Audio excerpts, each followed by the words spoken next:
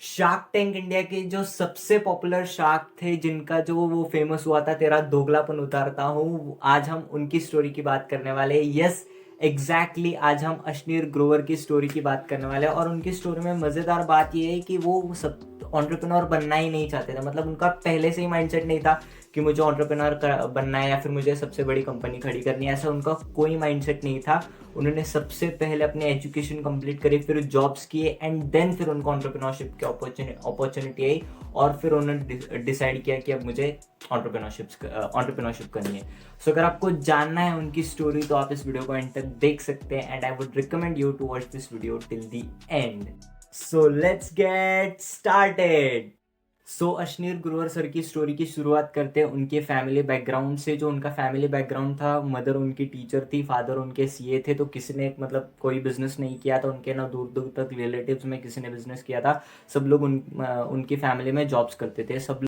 सो Ashneer Grover sir का जो family background था वो तो जॉब करने का था, लेकिन उनको मतलब सीए नहीं करना था। मतलब उनके फैमिली ने उनको बोला कि चलो सीए कर लो, लेकिन उनका मतलब अंदर से मन नहीं था कि मैं सीए करूं। तो उन्होंने मतलब अलग पाथ चुना, उन्होंने इंजीनियरिंग को चॉइस किया। सो फिर उन्होंने इंडिया की जो सबसे टफेस्ट एग्जाम है जेई, उसको क्रैक किया और उनका एडमिशन हो गया आईआईटी दिल्ली में।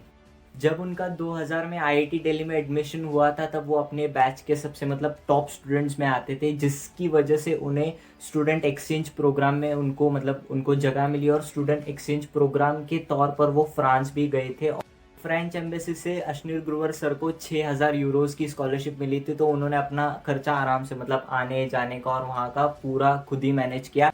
और फिर जब वहाँ से वापस लौटे तो 2004 में उनकी आईआईटी से मतलब वो सिविल इंजीनियर की डिग्री उनके हाथ में थी। और फिर उसके बाद उनका सिलेक्शन हुआ आईआईएम अहमदाबाद में, जहाँ पर उन्होंने एमबीए अपना कंप्लीट किया। और जब 2006 में उन्होंने अपनी एमबीए की डिग्री कंप्लीट करी तो वो हाई प्रोफाइल जॉब्स के लिए एलिजिबल हो चुके थे। तो सबसे पहला उन्होंने जॉब किया कोटक महिंद्रा बैंक में। उन्होंने टोटल 7 साल तक वहाँ जॉब किया और 7 साल में उनको 10 डील उन्होंने कोटक महिंद्रा को दी। और वो 10 डील की वर्थ थी टोटल $3 बिलियन, मतलब 20,000 करोड़। सो टोटल 7 साल कोटक महिंद्रा में जॉब करने के बाद उनको ऐसे अंदर से मतलब उनको अंदर से फील आया कि अब मुझे जॉब चेंज करनी चाहिए। तो फिर उन्होंने 2012 या 2013 में उन्होंने कोटक महिंद्रा को छोड़ दिया और फिर बाद में उन्होंने ज्वाइन किया एमएक्स, अमेरिकन एक्सप्रेस। मतलब जब उन्होंने 2013 में एमएक्स ज्वाइन किया, अमेरिकन एक्सप्रेस ज्वाइन किया, तब वहाँ पर वो पेमेंट कंपनीज में वो इन्वेस्ट करते थे। जो भी जितनी भी टॉप कंपनीज हैं वहाँ पर वो इन्वेस्ट करते थे। तो जब वहाँ पर वो इन्वेस्टिंग करते थे तब टोटल उन्होंने फिनटेक के जो 100 फाउंडर्स थे, टोटल 100 फाउंडर्स से उन्होंने बातचीत करी और फिर डीपली समझा कि जो भी ये फिनटेक है वो इंडिया में काम कैसे करता है, जो भी ये फाइनेंस टेक्नोलॉजी है वो इंडिया में काम कैसे करती है। और फिर 2015 में उनकी मुलाकात हुई अपने पुराने दोस्त से अलबिंदर से, जो कि आईआईटी दिल्ली से ही पास आउट थे और वो जोमेटो में जॉब कर रहे थे। और फिर 2015 में अलबिंदर ने उन जोमेटो को क्विट किया था। अलबिंदर ने जोमेटो को इसलिए क्विट किया था क्योंकि उनके माइंड में एक बिजनेस आइडिया आया था जो कि आज बहुत बड़ा ब्रांड बन चुका है, जिसका नाम है ग्रोफर्स। और ग्रोफर्स को ब्रांड बनाने में सबसे बड़ा हाथ है अश्नीर ग्रोवर सर का। सो जब उन्होंने अलबिंदर ने जब उनको अप्रोच किया था जॉब क्विट करने के बाद कि अश्नीर प्लीज़ आजा मेरे साथ, मतलब मेरे साथ ज्वाइन कर दे, हम लोग बड़ी कंपनी बनाएंगे। तब फिर 2015 में अश्नीर ग्रोवर सर ने एमएक्स को क्विट किया, अमेरिकन एक्सप्रेस को छोड़ दिया और फिर अपने दोस्त के बिजनेस आइडिया में काम करने का डिसाइड किया। अश्नीर ग्रोवर सर ने ग्रोफर्स को ज्वाइन किया तो अपनी पूरी जान लगा दी उसको। और जो कंपनी 2015 में शुरू ही हुई थी ग्रोफर्स, उसको 2017 में 30,000 ऑर्डर्स पर डे यहाँ तक उनको पहुँचा दिया। इतनी मेहनत करी, इतनी मेहनत करी और इतनी बड़ी ब्रांड बना दी ग्रोफर्स को। और उनके बहुत बड़े मतलब विजन्स थे उस कंपनी को लेकर के, अश्नीर ग्रोवर के बहुत बड़े मतलब प्लान्स थे। लेकिन because of some reasons, because of personal reasons, उनको 2017 में ग्रोफर्स को क्विट करना पड़ा। उनको 2017 में ग्रोफर्स से बाहर निकलना पड़ा, जो कि सबसे बड़ा लाइफ लेसन था उनके लिए। मतलब जो ग्रोफर्स में उन्होंने सीखा, जब मैं अभी उनकी जो स्टॉक सुन रहा था तो उन्होंने बताया जो ग्रोफर्स में उन्होंने सीखा उसी की वजह से आज वो इतने बड़े एंटरप्रेन्योर है, उसी की वजह से उन्होंने बिजनेस जगत में अपना नाम बनाया है।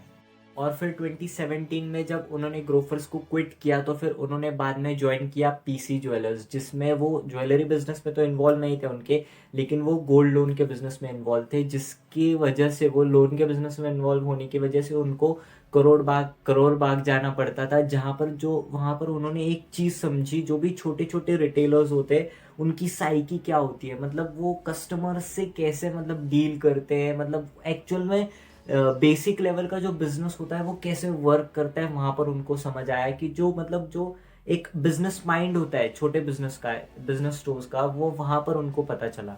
और फिर 2018 में उनकी मुलाकात हुई उनके को फाउंडर से, जिनका नाम है भाविक और शाश्वत, जो कि आईआईटी दिल्ली से ही पास आउट है। और उन दोनों ने मिलकर एक बहुत ही यूनिक टेक्नोलॉजी बनाई थी, जो कि एक ही क्यूआर कोड पे जितने भी पेमेंट कंपनीज हैं उनकी सारी की सारी पेमेंट्स हम एक ही क्यूआर कोड पे ले सकते हैं।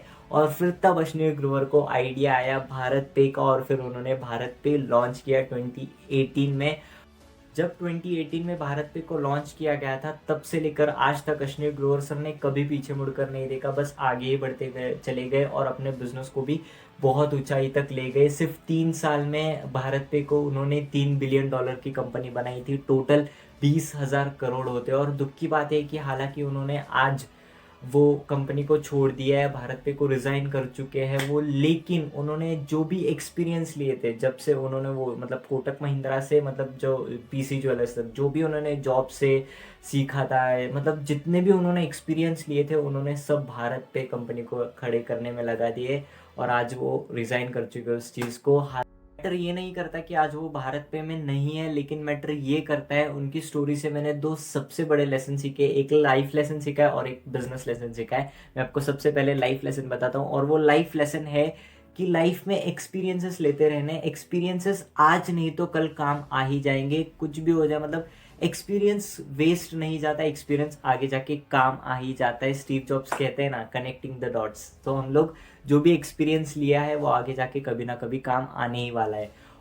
और जो बिजनेस लेसन है वो ये है कि अगर हमें एंटरप्रेन्योरशिप में जाना है या फिर अगर हमें बिजनेस करना है, तो वो सिर्फ करने के लिए नहीं करना है। ये जो एंटरप्रेन्योरशिप की वेव चली है अभी इंडिया में, जो सब लोग स्टार्टअप कर रहे हैं because of shark tank of India देख देख करके, सिर्फ उसके लिए नहीं करना है, स्टार्टअप करने के लिए नहीं करना है। कुछ तो प्रॉब्लम, मतलब कुछ तो बर्निंग प्रॉब्लम सॉल्व करने के लिए करना है, कुछ तो विजन होना चाहिए, कुछ तो बड़ा रीजन होना चाहिए, तब बिजनेस करना है। उन्होंने बहुत अच्छी लाइन कही है, आपकी अय्याशी के लिए या फिर आपकी बेवकूफ़ी के लिए मार्केट कभी आपको पे नहीं करेगा, और यही सबसे बड़ा बिजनेस लेसन है। सो ये थी अश्विनी ग्रोवर सर की स्टोरी। कैसे लगी आपको प्लीज़ कमेंट कीजिए, प्लीज़ फीडबैक दीजिए, क्योंकि आपका बेटर एक्सपीरियंस हमारी ग्रोथ। सो दिल से thank you to watch this video till the end, from the bottom of my heart thank you so much to watch this video till the end. और हाँ, feedback देना मत भूलना, क्योंकि आपका अच्छा एक्सपीरियंस हमारी growth. So once again thank you so much to watch this video till the and.